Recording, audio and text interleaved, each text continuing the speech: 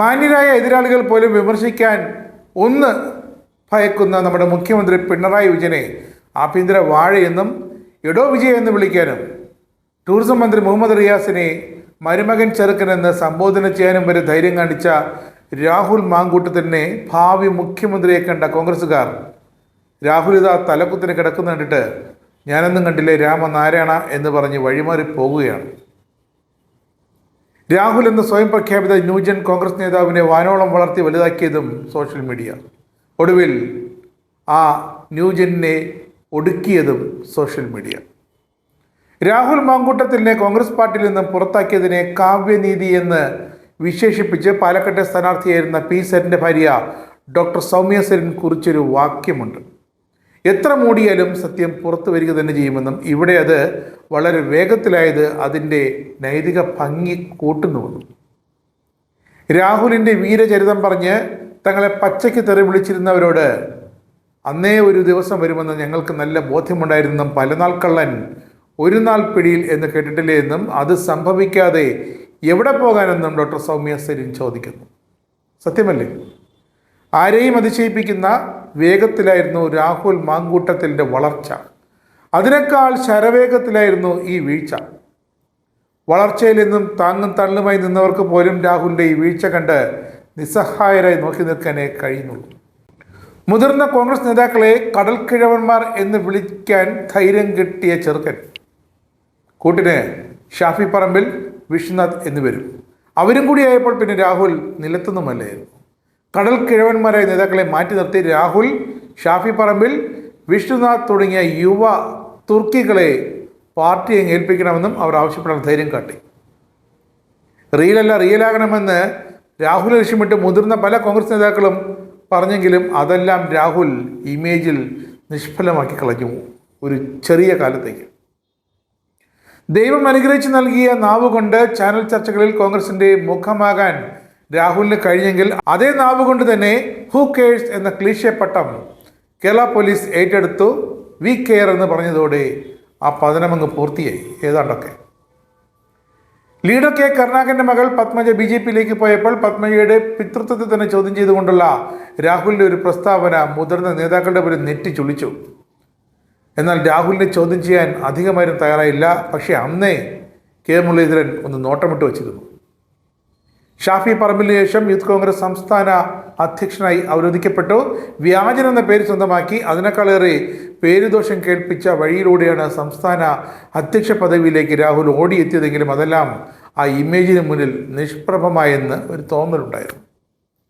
എതിരാളികൾ ഉയർത്തിക്കൊണ്ടുവന്ന വെറുമൊരു ആരോപണം മാത്രമായി ഈ വ്യാജ പണിയെ ഒതുക്കി തീർക്കാൻ രാഹുലിനായി. കേസും അന്വേഷണങ്ങൾക്കുമൊക്കെ നടന്നെങ്കിലും അതിലൊന്നിനും രാഹുലിനെ തളച്ചിടാനായില്ല. ഇതിനിടയിലാണ് സർക്കാരിനെതിരായ അക്രമ സമരത്തിൻ്റെ പേരിൽ ഒരു രാത്രിയിൽ വീട് വളഞ്ഞ് രാഹുലിനെ പോലീസ് അറസ്റ്റ് ചെയ്യുന്നത്. കേസും ജയിൽവാസവും രാഹുലിൻ്റെ രാഷ്ട്രീയക്കാരൻ്റെ മൈലേജ് ഒന്നുകൂടി കറുപ്പിച്ചു.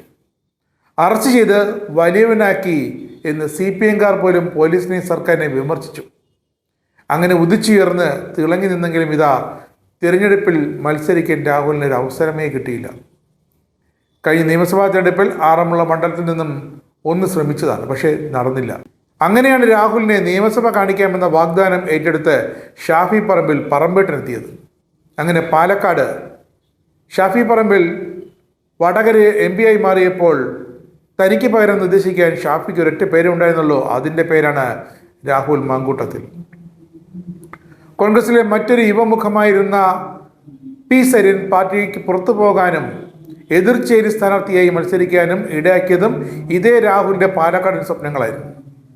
പ്രതിപക്ഷ നേതാവ് VD സതീശൻ്റെയും അന്നത്തെ KPCC അധ്യക്ഷൻ K സുധാകരൻ്റെ ഗുഡ് ബുക്കിലായിരുന്നു അന്നൊക്കെ രാഹുലിൻ്റെ സ്ഥാനം. യുവ നേതാക്കളെല്ലാം മറികടന്ന് രാഹുൽ അന്ന് ഉന്നതങ്ങളിലേക്ക് കുതിച്ചു കയറി. ഈ ലൈംഗിക ആരോപണങ്ങൾ പുറത്തു വരുന്നത് വരെ VD സതീശൻ്റെ ഗുഡ് ബുക്കിലായിരുന്നു സാക്ഷാൽ രാഹുൽ മാങ്കൂട്ടത്തിൽ. ഹൃദയം കീഴടക്കിയ സമര നായകൻ എന്നായിരുന്നു അന്ന് VD സതീശൻ രാഹുലിനെ വിശേഷിപ്പിച്ചത്. ഇപ്പോൾ എന്ത് പറയും? യൂത്ത് കോൺഗ്രസ് അധ്യക്ഷ സ്ഥാനത്തേക്കുള്ള തിരഞ്ഞെടുപ്പോടെയായിരുന്നു രാഹുൽ സോഷ്യൽ മീഡിയയിലേക്ക് സമർത്ഥമായി നുഴഞ്ഞു കയറിയത്. സോഷ്യൽ മീഡിയ മുഴുവൻ രാഹുൽ മയമാക്കാൻ രാഹുൽ തന്നെ പ്രത്യേകം ടീമുണ്ടാക്കി. ഫെനി നാനനെ പോലുള്ള ഉറ്റ സുഹൃത്തുക്കളാണ് രാഹുലിനെ ഫേസ്ബുക്കിലും യൂട്യൂബിലുമൊക്കെ മിന്നുന്ന താരമാക്കി മാറ്റാൻ സഹായിച്ചത്. അങ്ങനെയാണല്ലോ ഫെനി നാനൻ ഇപ്പോൾ തദ്ദേശ തെരഞ്ഞെടുപ്പിലെ ഒരു സ്ഥാനാർത്ഥിയായി മാറിയത്. വിമർശനങ്ങളും പരിഹാസ്യങ്ങളുമായി UDFന്റെ സൈബറിടത്ത് ഏറ്റവും കൂടുതൽ ഫാൻസ് ഉണ്ടായിരുന്ന നേതാവ് നിലയിലേക്ക് രാഹുൽ മാറി. കീറിയ ഖദർ വസ്ത്രം ധരിക്കുന്നവരാണ് കോൺഗ്രസ്സുകാരെന്ന ആ ധാരണയൊക്കെ മാറ്റി ജെൻസ് ലുക്ക് വന്നതോടെ രാഹുലും കൂട്ടരും യുവഹൃദയങ്ങളിൽ വീണ്ടും കയറിപ്പറ്റി. പക്ഷെ കയ്യിലിരിപ്പ് ഇത്ര തരികടയാണെന്ന് ഈ യുവാക്കളും അറിഞ്ഞില്ല. ഒടുവിൽ എല്ലാം ഒരൊറ്റ നിമിഷം കൊണ്ട് കീഴ്മേൽ മറിഞ്ഞു. ജെൻസ് ലുക്കെല്ലാം പോയി. രാഷ്ട്രീയ വളർച്ചയ്ക്ക് വളമേകിയ സോഷ്യൽ മീഡിയയിലെ വഴിവിട്ട ചാറ്റുകൾ രാഹുലിൻ്റെ വീഴ്ചയ്ക്ക് കാരണമായി. ഒന്നല്ല രണ്ടല്ല, ഇപ്പോൾ പുറത്തു വരുന്നത് നിരവധി പെൺകുട്ടികളുടെയും മഹിളാ കോൺഗ്രസിലെ അമ്മമാരുടെ പ്രായമുള്ള സ്ത്രീകളുടെയും ഒക്കെ പരാതികളാണ്. ഏറെക്കുറെ ഇനി രാഹുലിന് നല്ലൊരു ഭാവി ഉണ്ടാകില്ല എന്നാണ് വിലയിരുത്തൽ. രാഹുൽ ഇനി അങ്ങോട്ട് രാഷ്ട്രീയ ഭാവി ഉണ്ടാകില്ല. അതാണ് കേരള ചരിത്രം. ഇനി യൂറോപ്പിലോ അമേരിക്കയിലോ ഒക്കെ പോയി ശിഷ്ടകാലം അവിടെ ബിസിനസ്സൊക്കെ ചെയ്ത് ജീവിക്കാം. അതുതന്നെയാണ് ഇപ്പോൾ സോഷ്യൽ മീഡിയയും രാഹുൽ മാങ്കൂട്ടത്തിലിനെ ഉപദേശിക്കുന്നത്.